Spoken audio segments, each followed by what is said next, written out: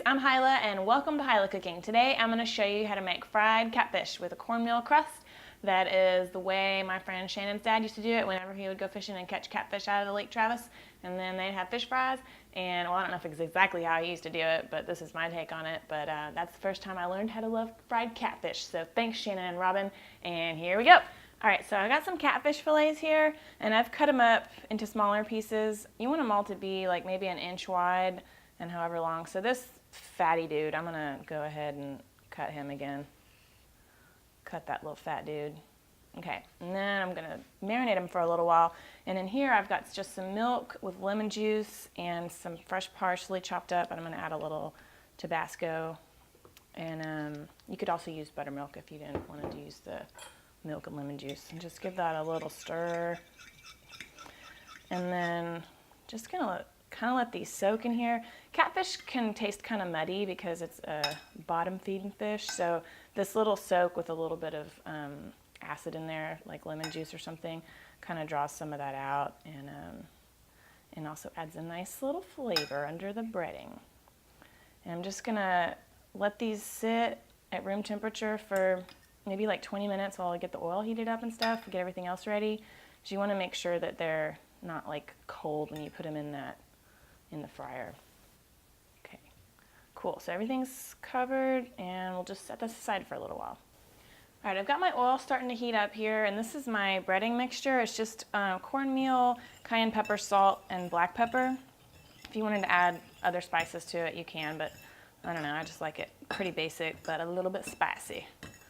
And also, if you want kind of more of a softer crust, you could add just maybe like a quarter cup of flour, like regular old wheat flour, to that. And get my little fish buddies, and just want to kind of tap off the excess, throw it in there, and get it pretty well coated. And then set it aside, and we'll just let it sit there for another couple minutes while our oil's finishing up heating, and just so the crust adheres a little bit better.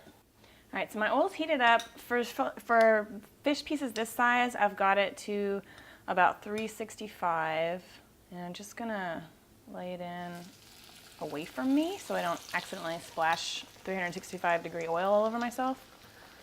And I've just got about a ½ inch of oil here. And I'm starting with the ones that I breaded first, putting those in. And I think I can fit one more little dude in here comfortably. And we'll just give them maybe like 2-3 minutes on each side until they are golden brown. Okay, it's been about 2 minutes, and I can see the golden brownness is starting to creep up the edges of that first one I put in.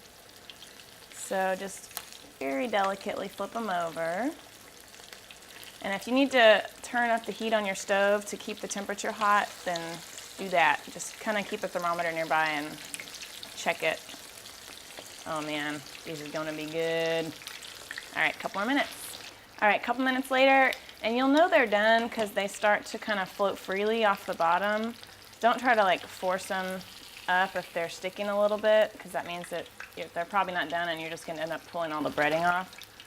So just whenever they're kind of being little free willies in there, it's time to take them out. And I'm putting them on a rack on top of a paper bag. And anytime you're frying stuff, it's going to stay crisper if you can keep it a little elevated. Don't just put it right on your paper bag or your paper towels.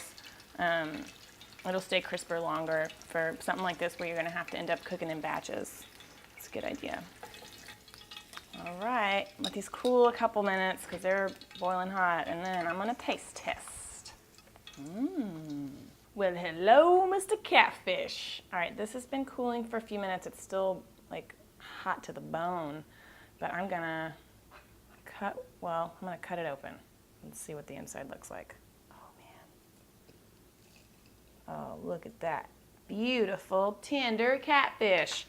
And I like to put a little bit of lemon on mine, so I'll go ahead and do that. Okay, time to taste.